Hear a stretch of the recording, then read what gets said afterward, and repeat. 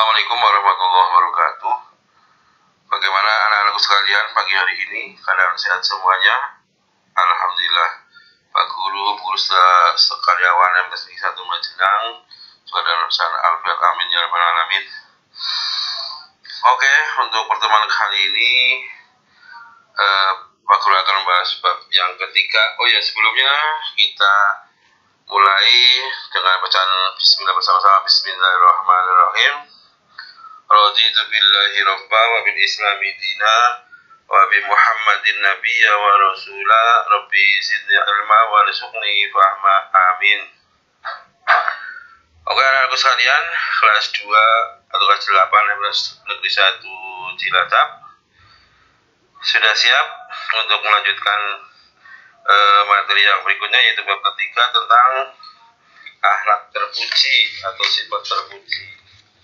Yang pertama adalah ikhtiar. Apa yang kalian ketahui tentang ikhtiar? Oh ya betul. Ikhtiar artinya menurut bahasa artinya adalah memilih.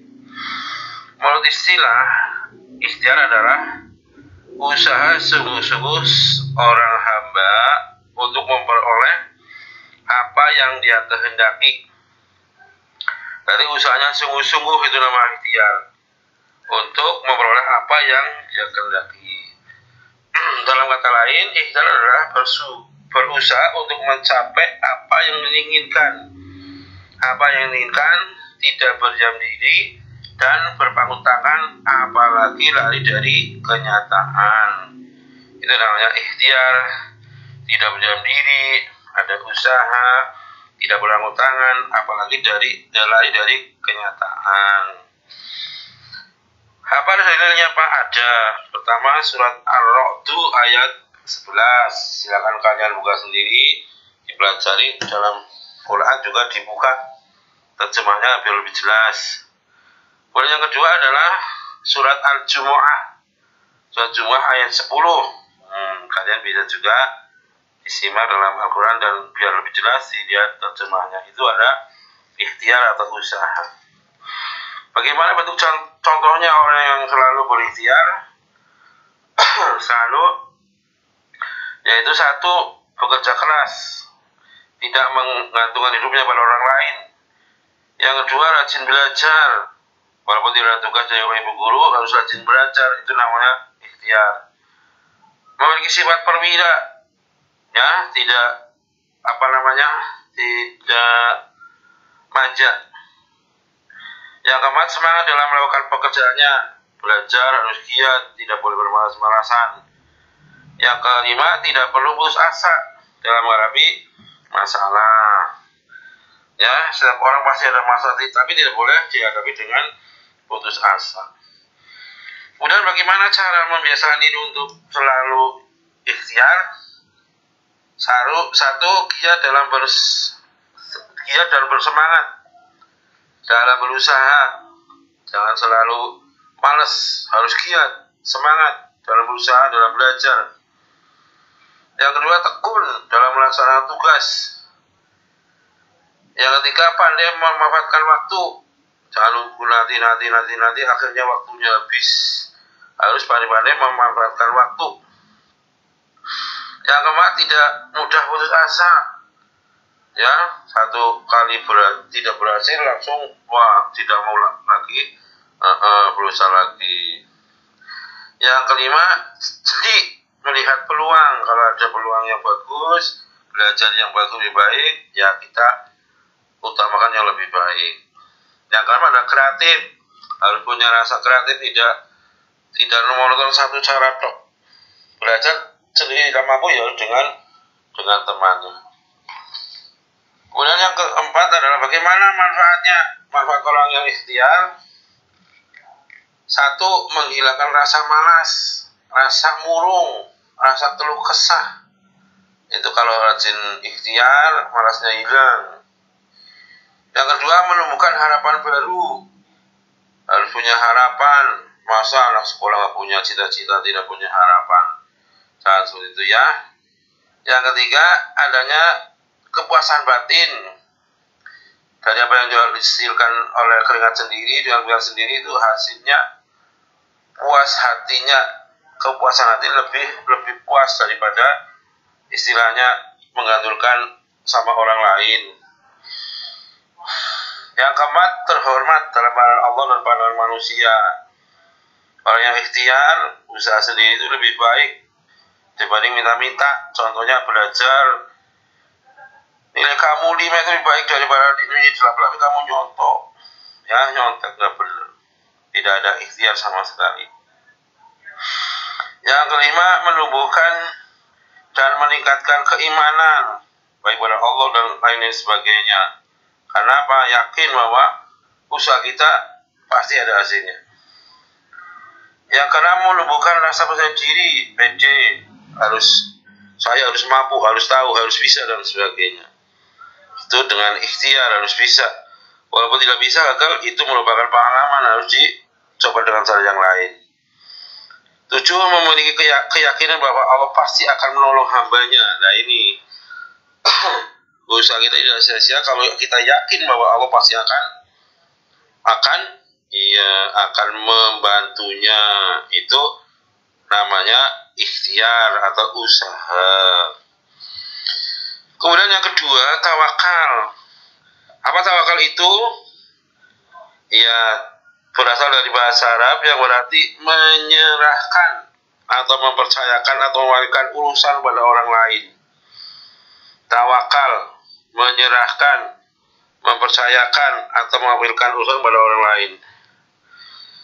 Menurut istilah, tawakal adalah menyerahkan segala urusan dan kebaikan atau kebijakan pada Allah SWT yang mengurus dan mengatur segala-galanya.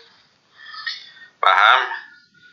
Tawakal itu dilakukan setelah manusia itu melalui ikhtiar dengan maksimal, dengan semaksimal mungkin.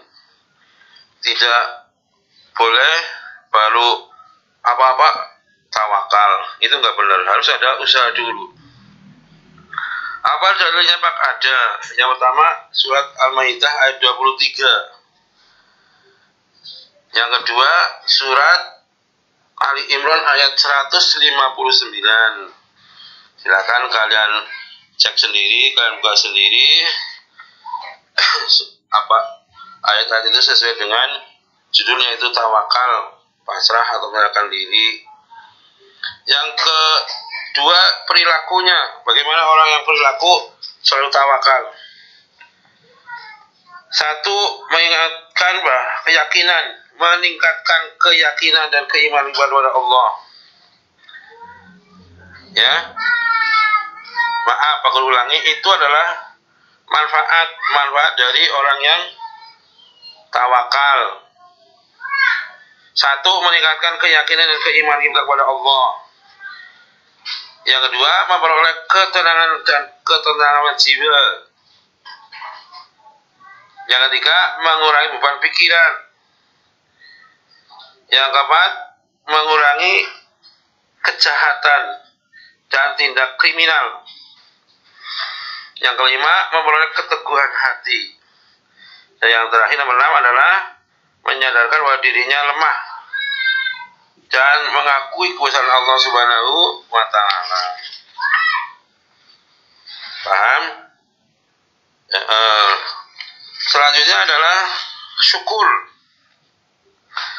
Syukur berasal dari bahasa Arab, yaitu syakaro yashkuru syukron, yang berarti berterima kasih. Berterima kasih. Sedangkan menurut istilah, syukur adalah memberi pujian kepada Allah dengan cara taat kepada Allah, tunduk dan berserah diri hanya kepadanya, serta beramal ma'ruf nahi mungkar. Paham? Pak ulangi. Syukur ialah memberikan pujian kepada Allah dengan cara taat kepadanya, tunduk dan berserah diri hanya kepadanya, serta beramal ma'ruf nahi mungkar. Kemudian syukur ada 3 macam. Syukur dengan lisan, syukur dengan badan, syukur dengan hati.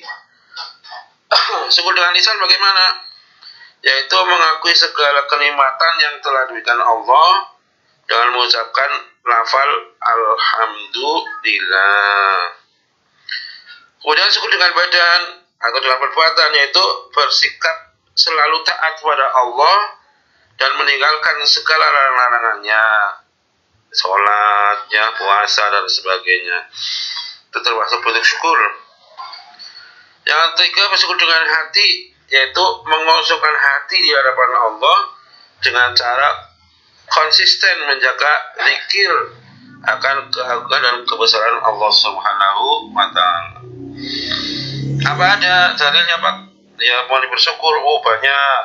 Antaranya satu, surat Al-Ankabut ayat 17. Ya, Al-Ankabut ayat 17. Yang kedua, surat Al-Baqarah ayat 152.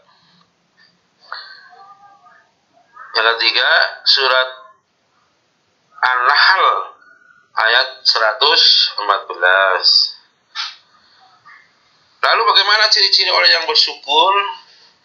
Orang yang bersyukur, satu, tidak pernah mengeluh. Dalam hidupnya tidak akan pernah mengeluh.